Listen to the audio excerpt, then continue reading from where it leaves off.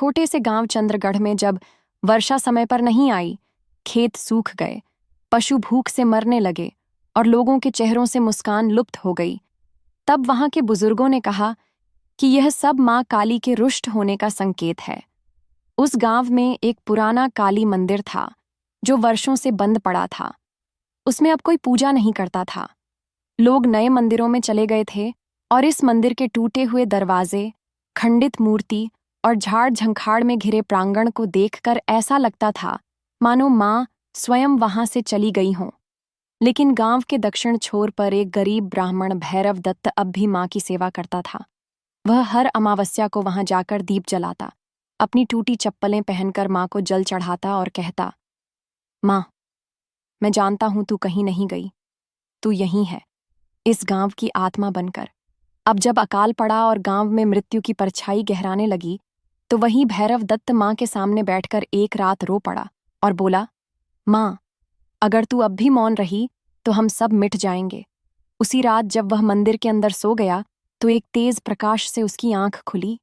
उसने देखा कि मां की मूर्ति से रक्त टपक रहा था और मंदिर के अंदर गूंजता हुआ स्वर आया, भैरव, मैं जाग उठी हूं, अब मैं अपना चमत्कार दिखाऊंगी।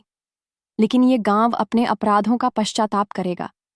वे लोग जिन्होंने मुझे भुला दिया, उन्हें मेरी शक्ति का अनुभव कराना होगा। अगले दिन गांव के कुएं से अचानक जल की धार फूट पड़ी। जहां पहले सूखा था वहां हरियाली आने लगी। लेकिन उसी के साथ गांव में कुछ अजीब घटनाएं भी होने लगीं। जो लोग मां की हंसी उड़ाते थे, उनके घरों में रात को कोई भारी चीज चलती थी। दीवारें कांपती थीं और कुछ लोगों को मां के विकराल स्वरूप के दर्शन होने लगे।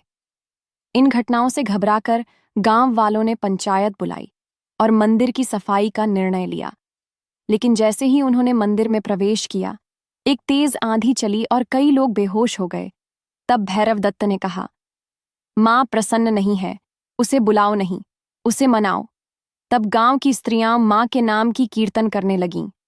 बच्चे मंदिर की सफाई करने लगे और धीरे धीरे मंदिर के अंदर मां का तेज लौटने लगा। एक दिन गांव की एक विधवा सुधा, जो वर्षों से बोल नहीं पाई थी, अचानक मां की मूर्ति के सामने गाना शुरू कर दी। पूरा गांव सन्न रह गया। मां ने अपने चमत्कार से संकेत दे दिया था कि वह अब इस गांव की परीक्षा ले रही हैं। लेकिन सबसे बड़ा चमत्कार तब हुआ जब गांव के सबसे धनी जमींदार विष्णु सिंह, जो मंदिर और मां दोनों का मजाक उड़ाता था, एक रात अंधा हो गया। और जब उसे एक स्वप्न में मां ने दर्शन दिए तो उसने देखा कि उसके जीवन की सारी संपत्ति, उसका घमंड, सब मां के सामने तिनके समान है। वह अगले दिन नंगे पांव मंदिर की सीढ़ियों पर आ बैठा और मां से क्षमा मांगने लगा। तभी मंदिर के दीपक अपने आप जल उठे और गांव की घड़ी में वर्षों बाद पहली बार एक साथ 5 घंटे तक मंदिर की घंटी बजती रही। लोगों ने देखा कि मंदिर के ऊपर काली घटा छट गई और चंद्रगढ़ के आकाश में एक तेज प्रकाश फैल गया। गांव फिर से जीवंत हो गया। लेकिन मां ने चेतावनी दी थी, जो मुझे भुलाता है वह खुद को खो देता है, और जो मुझे पुकारता है मैं उसकी हर पुकार में उपस्थित होती हूँ। इस पहले भाग में मां काली के पुनः प्रकट होने और गांव के भीतर उनके प्रभाव की कथा थी। अगले भाग में हम जानेंगे कि कैसे मां काली ने गांव के बाहर फैले संकट का समाधान किया और भैरव दत्त को एक रहस्यमयी यज्ञ का आदेश दिया, जिससे गांव को संपूर्ण उन्नति मिल सके। मां काली की चेतना के पुनः जागरण के बाद चंद्रगढ़ गांव में एक नई ऊर्जा का संचार होने लगा था। लेकिन मां ने भैरव दत्त को स्वप्न में जो आदेश दिया था वह केवल गांव के भीतर सीमित नहीं था। मां ने उसे कहा था कि एक प्राचीन अग्नि यज्ञ फिर से शुरू किया जाए। वह यज्ञ जो हजारों वर्ष पूर्व इसी भूमि पर हुआ था और जिसके प्रभाव से यह भूखंड कभी सुख संपन्न और राक्षस विरहित हुआ करता था। भैरव दत्त ने उस स्वप्न को अत्यंत गंभीरता से लिया और वह पुराने शास्त्रों की पुस्तकों को खंगालने लगा। जो पांडित्य से दूर एक आम जीवन जीता था, वह अब अग्निहोत्री बनकर मां के संकेतों को समझने की कोशिश करने लगा। मां ने कहा था कि इस यज्ञ के लिए 4 तत्व आवश्यक होंगे। एक शुद्ध अग्नि जो स्वयं मां के आशीर्वाद से प्रकट होगी, एक रक्षक जो यज्ञ में किसी भी विघ्न को रोक सके, एक स्त्री जिसकी आत्मा पूर्ण पवित्र हो और जो मां का आह्वान गीत गा सके, और एक बालक जिसकी आत्मा निष्कलंक हो। भैरव दत्त ने इस खोज को आरंभ किया और माँ के ही निर्देशों से उसे गांव की विधवा सुधा उपयुक्त लगी, जो अब बिना रुके माँ की स्तुति गा सकती थी। रक्षक के रूप में उसे गांव का एक सन्यासी तपन बाबा मिले, जो वर्षों से मौन व्रत में थे। और जब उन्हें यज्ञ की बात बताई गई तो उन्होंने केवल एक बात कही, माँ बुलाएगी तो मृत्यु भी पीछे हटेगी। बालक के रूप में गांव का एक 7 वर्षीय बालक गगन चुना गया, जो माँ के मंदिर में जन्मा था और जिसकी आंखों में जन्म से ही त्रिनेत्र का चिन्ह दिखाई देता था। भैरव दत्त ने यज्ञ के लिए गांव के बाहर उसी पुराने स्थल को चुना जहां कभी माँ के एक रूप चंडी की पूजा की जाती थी। जैसे ही भूमि की खुदाई शुरू हुई, वहां से एक पुराना त्रिशूल निकला, जिस पर रक्त के निशान आज भी ताजे दिखते थे। पूरे गांव में एक बार फिर भय और श्रद्धा का मिश्रण फैल गया। यज्ञ का दिन तय हुआ। अश्विन अमावस्या की रात, जब अंधकार अपने चरम पर होता है, माँ की शक्ति भी पूर्ण जागृत होती है। उस रात जब चारों साधक यज्ञ कुंड के चारों ओर बैठे, माँ की मूर्ति से एक लौ जलती हुई यज्ञ कुंड में आई और वहां अग्नि प्रकट हुई। बिना किसी मानव प्रयास के अग्नि की ऊंचाई 10 हाथ तक जा रही थी और उसकी लपटों में माँ का चेहरा स्पष्ट दिख रहा था।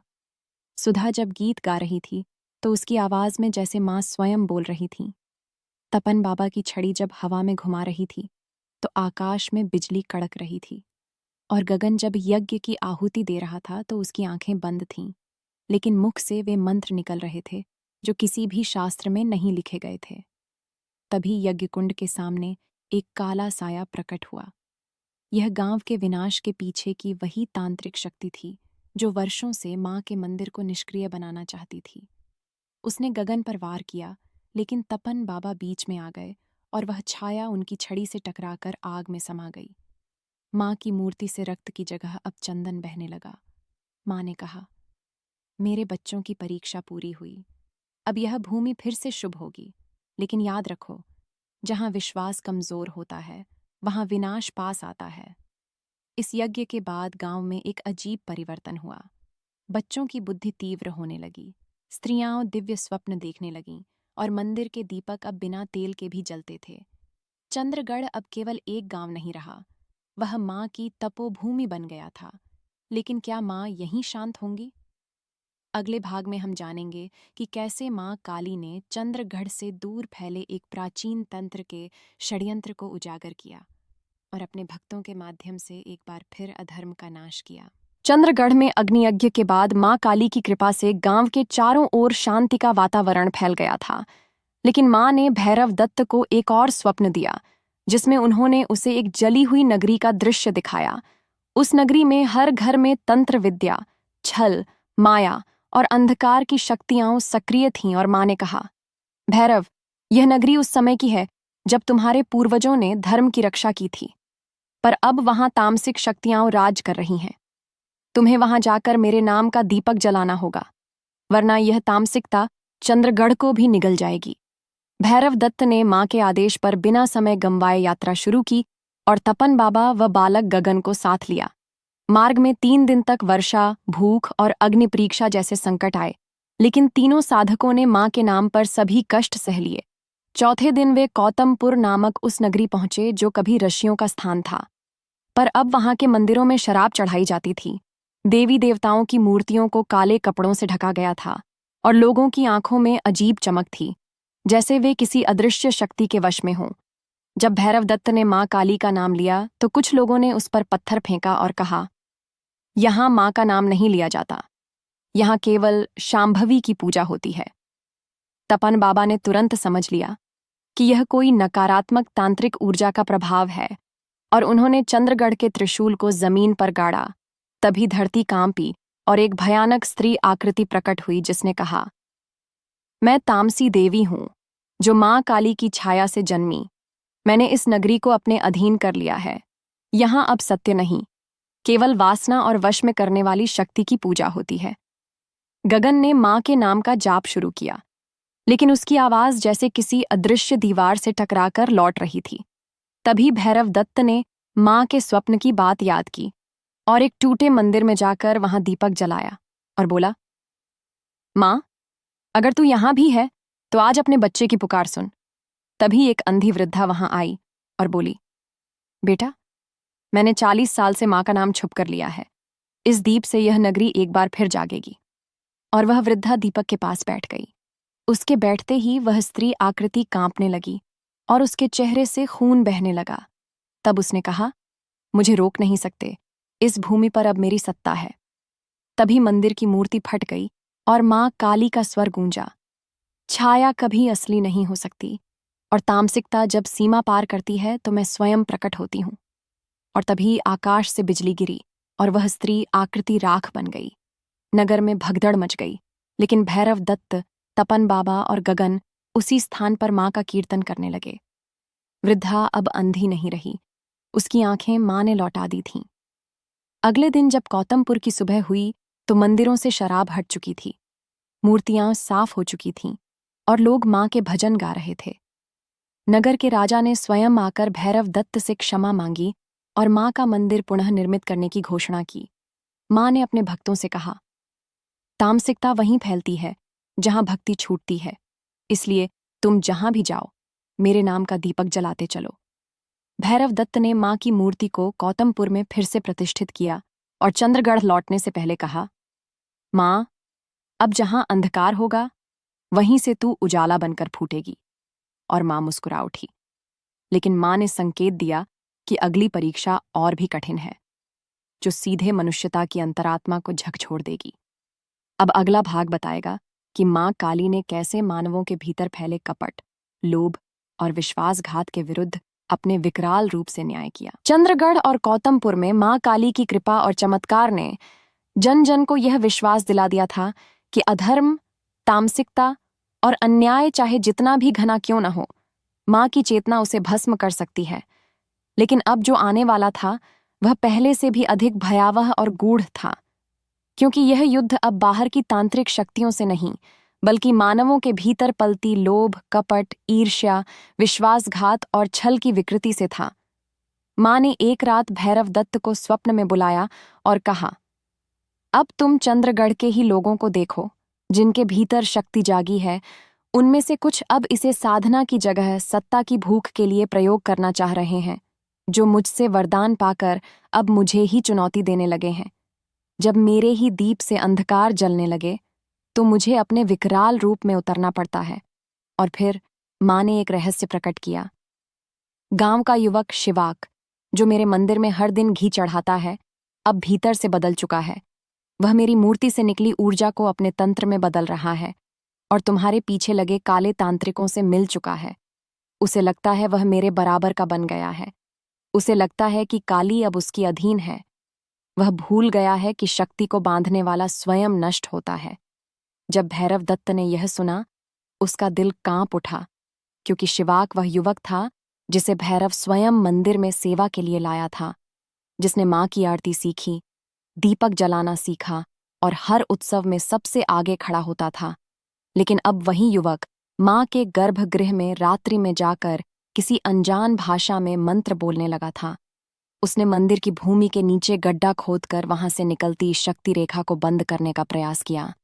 उसने गुप्त रूप से गांव के कुछ युवकों को काली साधना के नाम पर अपना अनुयायी बना लिया और उन्हें यह सिखाया कि काली पूजा मतलब वश में करना, शक्ति से डर पैदा करना। लेकिन माँ ने कहा, वह भूल गया है कि मेरी साधना सेवा है, विजय नहीं।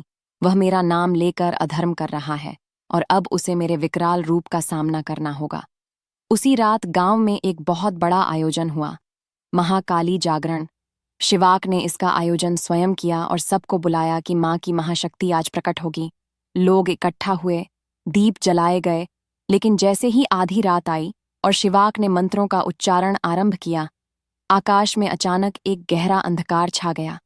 दीपक बुझ गए, मंदिर की घंटियां अपने आप बजने लगीं और माँ की मूर्ति से धुआं निकलने लगा। तभी आकाश से एक विकराल आवाज आई, मैं हूं काली, जिसकी साधना सेवा से होती है। जो मेरे नाम से छल करता है, मैं उसे निगल जाती हूं। सब लोग कांपने लगे और उसी क्षण शिवाक के चारों ओर एक काला घेरा बन गया। उसके अनुयायी भागने लगे, लेकिन उनके पांव जमीन में धंसने लगे और माँ की मूर्ति ने अपनी आंखें खोलीं। पहली बार लोगों ने देखा कि माँ की मूर्ति में से अग्नि की लपट निकली और वह शिवाक के चारों ओर घूमने लगी। शिवाक चिल्ला रहा था, माँ, मैं तेरा ही भक्त हूं, तू मुझे क्यों मार रही है? लेकिन माँ ने कहा, भक्त वह होता है जो अपने भीतर मेरी सेवा को धारण करता है, न कि मुझे उपयोग की वस्तु समझता है। और अगले ही क्षण शिवाक की देह जल उठी, बिना अग्नि के, और उसकी चीख गगनभेदी थी। गांव के लोग कांपते हुए भूमि पर लेट गए। कुछ स्त्रियां रोने लगीं, लेकिन भैरव दत्त ने कहा, माँ ने न्याय किया है। माँ ने अपने मंदिर को अपवित्र होने से बचाया है। तभी मंदिर के भीतर से एक जलधारा फूटी और शिवाक का सारा अस्तित्व बहा ले गई। मंदिर की दीवारों पर माँ की प्रतिमा का रक्त रूप बदलकर शांत रूप में परिवर्तित हो गया, और माँ की मूर्ति से फिर वही वाणी गूंजी, मैं तुम्हारी माँ हूं, लेकिन जब तुम स्वयं ही अपने हाथों से अधर्म का जन्म देते हो तो मैं तुम्हारी परीक्षा बन जाती हूं। अगले दिन गांव के हर द्वार पर माँ के लिए दीपक जलाए गए। गांव की युवतियां एकजुट होकर भजन करने लगीं, और पुरुषों ने कसम खाई कि अब कोई भी साधना को तंत्र, तामसिकता या दूसरों को वश में करने के लिए नहीं करेगा। लेकिन माँ ने भैरव दत्त को अकेले में एक और स्वप्न दिया। अभी एक अंतिम कड़ी बाकी है, एक ऐसा राक्षस जिसे वर्षों पहले हिमालय की कंदराओं में बांधा गया था, वह अब फिर से मुक्त होने को है, और इस बार वह मेरे नाम को मिटाने का प्रयास करेगा। यह अंतिम युद्ध होगा, जहां न सिर्फ शक्ति की परीक्षा होगी, बल्कि पूरी मानवता की आत्मा की भी। भैरव दत्त माँ के इस आदेश से डर गया, लेकिन फिर वह समझ गया कि अब जो होगा वह अंतिम परीक्षा होगी। अगला भाग होगा माँ काली का अंतिम प्रलय रूप और अधर्म पर अंतिम न्याय। माँ काली की चेतावनी के अनुसार अब सब कुछ स्थिर नहीं था। भैरव दत्त को माँ ने स्वप्न में बताया था कि वह राक्षस, जिसे हजारों वर्ष पूर्व सप्तर्षियों की सहायता से माँ काली ने हिमालय की गहन कंदराओं में बांध दिया था, अब पुनः पृथ्वी पर लौटने वाला है, और उसका नाम था महाकार। यह वही शक्ति थी जिसने त्रेता युग में देवताओं की ऊर्जा को पी लिया था, और जिसे रोकने के लिए माँ को स्वयं भूत भयंकरी रूप में प्रकट होना पड़ा था। माँ ने बताया, भैरव, वह अब तपस्या कर चुका है, अपने पूर्व अपराधों के लिए नहीं, बल्कि फिर से शक्तियों को निगलने के लिए। वह अब मानवों की दुर्बलताओं, उनके क्रोध, उनके लोभ, उनके स्वार्थ और उनकी नास्तिकता से बल ले रहा है। वह कोई आकृति नहीं, वह एक प्रवृत्ति है, एक विचार है, जो तुम्हारे भीतर घुसकर तुम्हें ही तुम्हारे विरुद्ध खड़ा कर देता है। माँ की चेतावनी को गंभीरता से लेकर भैरव दत्त ने गगन और तपन बाबा के साथ गांव के विशेष स्थानों पर दीप यज्ञ प्रारंभ किया। लेकिन इस बार दीप जलते नहीं थे। माँ की मूर्ति से अब अश्रु नहीं, चुप्पी बह रही थी। ऐसा लगता था मानो पृथ्वी का रक्त बहने वाला है। गांव के कई घरों में अजीब अंधकार फैल गया। बच्चे बीमार पड़ने लगे। स्त्रियां स्वप्न में किसी राक्षसी आकृति को देखतीं, जो कहती, अब तुम्हारी माँ नहीं आएगी, अब मैं ही सर्वशक्तिमान हूं। लोगों के मन में संदेह भरने लगा। कुछ ने माँ को ही कोसना शुरू कर दिया, और तभी एक रात आकाश काला पड़ गया। बादलों की जगह भयानक शोर गूंजने लगा, और एक धधकती आकृति हिमालय की दिशा से आकाश में उतरती दिखी। गांव के लोग छतों पर खड़े होकर उस दृश्य को देखते ही बेहोश हो गए। माँ की मूर्ति के चारों ओर बिजली सी कांपने लगी, और एक वृद्ध साधक, जो वर्षों से मौन थे, अचानक चीख पड़े, वह आ गया है, महाकार आ गया है। गांव की सीमाओं पर गायब होती रोशनी और खेतों की सूखती हरियाली इस बात की गवाही दे रही थी कि अब कोई सामान्य संकट नहीं, अब स्वयं विध्वंस उतर चुका है। माँ ने तब भैरव को एक श्लोक सुनाया, अहमात्मा तमसो जन्म प्रकाशम माँ समाश्रय। ये मुझसे मुंह मोड़ते हैं, अंधकार उन्हीं को निगल जाता है। भैरव ने माँ से पूछा, माँ, क्या अब सब खत्म हो जाएगा? माँ ने कहा, नहीं भैरव, लेकिन इस बार मैं अकेले नहीं उतरूंगी। इस बार मुझे अपने भक्तों की चेतना में उतरना होगा, हर उस आत्मा में जो अभी भी सत्य के लिए जीवित है। और माँ ने तब आदेश दिया कि एक महासाधना की जाए, जिसमें सिर्फ वही लोग बैठ सकते हैं जो किसी भी रूप में अधर्म से नहीं जुड़े हों, चाहे विचार से, कर्म से या संगत से। यह शर्त इतनी कठोर थी कि पूरे चंद्रगढ़ में सिर्फ 7 लोग ऐसे मिले जो माँ की इस अग्नि साधना के लिए योग्य थे। भैरव, तपन बाबा, गगन, वृद्धा सुधा, मंदिर की गाय गौरी, एक अनाथ बालिका सीमा और एक गूंगा बालक नीर। माँ ने कहा, अब इन 7 में मैं सप्तशक्ति बनकर उतरूंगी, और अमावस्या की रात जब आकाश बिल्कुल शून्य सा लग रहा था, माँ का आदेश हुआ, अब तुम सब हिमालय की उस गुफा में चलो जहां वह बंधा था। यात्रा शुरू हुई, और यह यात्रा किसी सड़क या मार्ग से नहीं, बल्कि चेतना के भीतर थी। माँ ने कहा, अब तुम्हारा शरीर नहीं, तुम्हारी आत्मा चलेगी। और फिर एक रात सबने समाधि ली, और जब जागे तो खुद को हिमगिरी की एक चट्टान पर पाया, जहां दूर एक काली गुफा से लाल प्रकाश आ रहा था। वह महाकार का निवास था। जैसे ही वे सब वहां पहुंचे, धरती कांपी और गगन के मुंह से माँ का मंत्र गूंजा, जय काली, महाकाली, कपालिनी, भद्रकाली, नमोस्तुते। तभी एक विकराल आकृति, जिसकी देह से धुआं और आग निकल रही थी, प्रकट हुई। उसने कहा, तुम क्या माँ को बुलाने आए हो? वह अब किसी को नहीं बचा सकती। अब मैं ही काली हूं, अब मैं ही विधि और न्याय हूं। तभी माँ की 7 मूर्तियां सप्तज्योति बनकर 7 साधकों में उतर गईं, और पहली बार माँ स्वयं इन 7 साधकों के शरीर से प्रकट हुईं। सप्तभुजा, सप्तमुख और सप्त रूपों वाली माँ काली ने अपने विकराल रूप में महाकार से कहा, तू मेरा ही हिस्सा है जो भ्रमित हो गया। मैं तुझसे युद्ध नहीं करूंगी, मैं तुझसे न्याय करूंगी। लेकिन महाकार ने आकाश में लपटें छोड़ीं। अग्निवर्षा शुरू हुई। भैरव की त्वचा जलने लगी, लेकिन फिर माँ ने उसकी हथेली पर हाथ रखा और वह तुरंत शांत हो गया। माँ ने कहा, जब भक्त का मन अडिग हो तो कोई शक्ति उसे नहीं जला सकती। माँ ने फिर अपनी जिह्वा फैलाई और सारे अंधकार को निगल लिया। धरती की दरारें बंद होने लगीं, लेकिन महाकार अब भी अड़ा रहा। उसने कहा, मैं झूठ नहीं, मैं वह सच हूं जिसे तुम छिपाते हो। लोभ, काम, सत्ता की भूख, अहंकार, ये सब मैं हूं। माँ ने तब अंतिम बार कहा, हाँ, तू वही है जो मानव के भीतर छुपा है। लेकिन जब मानव तुझे पहचान कर छोड़ देता है, तब वह मेरा बन जाता है। और आज के बाद मैं हर भक्त के भीतर तुझे पहचानने की शक्ति दूंगी। और माँ ने एक तेज चीख मारी, जिससे पूरा ब्रह्मांड गूंज उठा और महाकार फटकर 7 रंगों की धूल बन गया। वह फिर कभी नहीं लौट सका, क्योंकि माँ ने उसे भक्तों की चेतना में बंद कर दिया था। जब साधक लौटे तो वे फिर चंद्रगढ़ में अपने शरीरों में जागे। गांव का आकाश नीला था। मंदिर की घंटियां बिना किसी हाथ के बज रही थीं, और माँ की मूर्ति मुस्कुरा रही थी। माँ ने अपने अंतिम शब्दों में कहा, मैं केवल मूर्ति नहीं, केवल तंत्र नहीं, केवल शक्ति नहीं, मैं वह आत्मा हूं जो सत्य के लिए डटती है। जब भी तुम अधर्म को देखकर चुप रहोगे, समझो मैं मौन हो गई।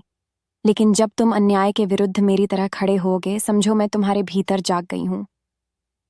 चंद्रगढ़ अब सिर्फ एक गांव नहीं था, वह अब माँ का जागृत क्षेत्र बन चुका था, जहां हर स्त्री, हर बालक, हर वृद्ध अब माँ की शक्ति का प्रतिनिधि था। माँ चली नहीं गई। वह हर दीपक की लौ में, हर स्त्री की आंखों में और हर बच्चे की हंसी में जीवित थी। माँ काली की यह अंतिम लीला नहीं थी, यह बस उस शक्ति की शुरुआत थी जो मनुष्य के भीतर की राक्षसी प्रवृत्तियों से हर युग में लड़ेगी। और हर बार माँ की जिह्वा जब प्रकट होगी, अधर्म फिर राख बन जाएगा। जब महाकार की पराजय हुई और चंद्रगढ़ माँ की चेतना से आलोकित हो उठा, तब भैरवदत्त, गगन, तपन बाबा और अन्य 7 साधकों को यह अनुभूति होने लगी कि अब सब कुछ शांत हो चुका है। मगर माँ ने उस रात एक बार फिर स्वप्न में प्रकट होकर भैरवदत्त से कहा, अब मेरा अंतिम वचन सुनो, जिसे तुम्हें संपूर्ण भारत भूमि पर फैलाना है, ताकि जब मैं अगली बार ना आई, तब मेरे वचन ही मेरा रूप बन जाए। भैरवदत्त कांप उठा। उसने माँ से पूछा, क्या माँ, अब तू नहीं आएगी? माँ ने मुस्कुराकर कहा, मैं अब बाहर नहीं, भीतर रहूंगी। अब मेरी उपस्थिति उस दीपक में नहीं जो मंदिर में जलता है, बल्कि उस आत्मा में होगी जो सत्य के लिए जलती है। और फिर माँ ने कहना शुरू किया, वह अमृत वचन जो केवल शब्द नहीं थे, बल्कि चेतना की शक्ति थी। माँ ने कहा, जो मुझे मूर्ति में खोजते हैं वे मुझे भूल जाते हैं, जो मुझे सेवा में खोजते हैं वे मुझे पा लेते हैं।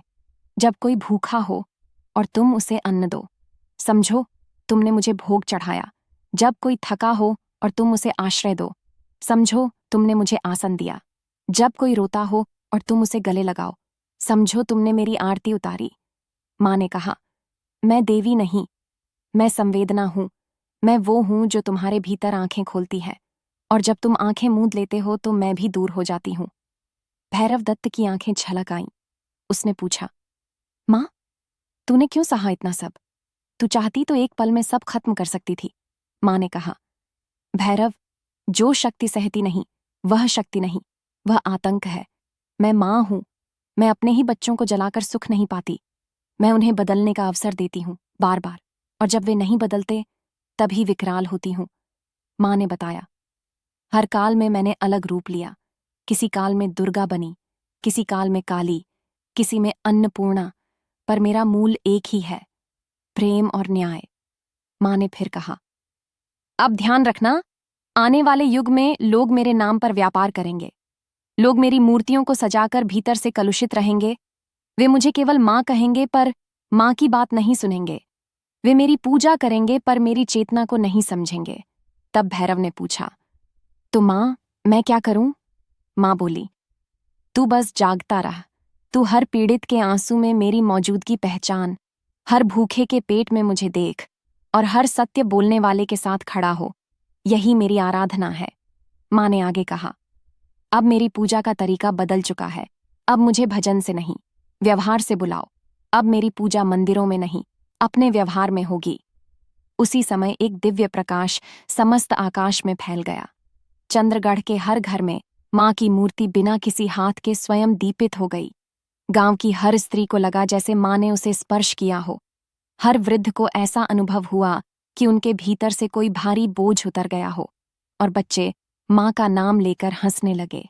माँ ने अंतिम वचन में कहा, मैं अब उस हाथ में हूं जो किसी को मारता नहीं, उस मन में हूं जो द्वेष नहीं रखता, उस जीवन में हूं जो किसी का उपहास नहीं करता, और उस घर में हूं जहां कोई भूखा नहीं सोता। माँ ने कहा, जिस दिन तुम अपने भीतर के डर, लालच और झूठ को हरा दोगे, उस दिन मैं तुम्हारे सामने खड़ी हो जाऊंगी, बिना मंत्र, बिना तंत्र, केवल मौन में। फिर माँ की आवाज धीमी होने लगी और उन्होंने कहा, अब मैं नहीं आऊंगी भैरव, अब तुम सबको मेरा रूप बनना है। अब माँ बाहर नहीं आएगी। माँ अब हर उस मन में जगेगी जो अधर्म से टकराएगा, भले वह अकेला हो। तभी माँ का स्वर लुप्त हो गया। आकाश में गूंजता मंत्र शांत हो गया, पर हर जीवित आत्मा के भीतर एक दीपक जल गया जो बुझा नहीं। उस दिन से भैरव दत्त ने कोई उपदेश नहीं दिया। वह चुपचाप सेवा में लग गया, मंदिर में बैठकर नहीं, बल्कि गांव के खेतों में, रास्तों पर, निर्धनों के बीच, स्त्रियों की रक्षा में, बच्चों की पढ़ाई में, और माँ की कृपा से उसके हर कर्म में चमत्कार होने लगा। लेकिन अब वह चमत्कार रोशनी से नहीं होता था, वह एक मुस्कान में, एक मदद में, एक बचपन को गले लगाने में होता था।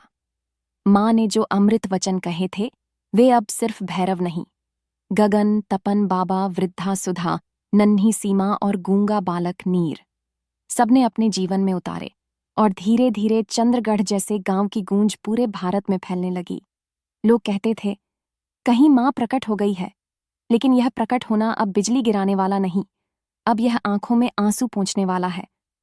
माँ अब हर जगह है, लेकिन दिखती नहीं, क्योंकि वह अब चेतना बन चुकी है। और माँ ने जो अमृत वचन कहा था, जब तुम दूसरों की पीड़ा समझते हो, तुम मेरे सबसे निकट हो, वही अब जीवन का मंत्र बन गया। माँ की यह अंतिम लीला, यह अमृत वचन अब हर युग के लिए जीवित रहेंगे। जब तक एक भी सच्चा भक्त जीवित रहेगा, माँ काली की कृपा कभी समाप्त नहीं होगी। ऐसे ही माँ काली के बारे में और जानने के लिए वीडियो को लाइक करें, शेयर करें और सब्सक्राइब करना ना भूलें।